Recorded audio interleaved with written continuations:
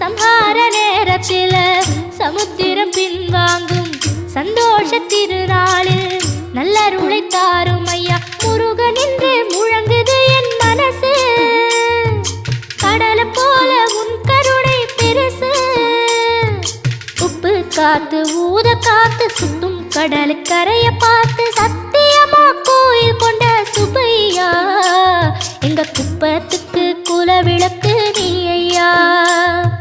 திருச்செந்தூர் ஆண்டவனே வேல் முருகா தினம் உனக்கு நன்றி சொல்வோம் மால் மருகா.